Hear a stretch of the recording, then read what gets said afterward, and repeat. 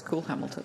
Thank you very much, Presiding Officer. I'd like to thank the Minister for the statement and also the clarity regarding the substantial sums allocated to business support during the pandemic. And it's clearly very vital that effective systems actually were in place to detect and prevent fraud, which is certainly very much in comparison to the situation down with the UK Government, which the Public Accounts Committee there found that billions of pounds of taxpayers' money will be lost to fraud and error as a result of the UK Government's approach. Can the Minister, however, provide any further information about what assessment has been made of the effectiveness of systems which the Scottish Government put in place to detect and prevent fraud within its business support scheme? Minister.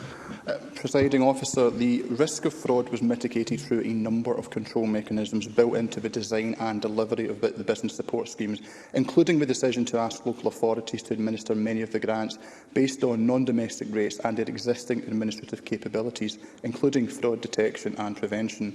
This meant local authorities could use a well-established, robust existing data set and other information relevant to determining eligibility to enable a large number of businesses to be paid quickly with appropriate checks in place to mitigate fraud. In late 2021, the Scottish Government undertook a retrospective fraud risk review on 11 major business support funds administered by local authorities and other bodies. This concluded there was a reasonable assurance against fraud risk for business support and appropriate controls were in place. This work is reflected in our unqualified consolidated 2020-21 accounts opinion. The Auditor-General recognised the fraud estimate was reasonable and acknowledged actions which had been taken by the Scottish Government to minimise fraud risk.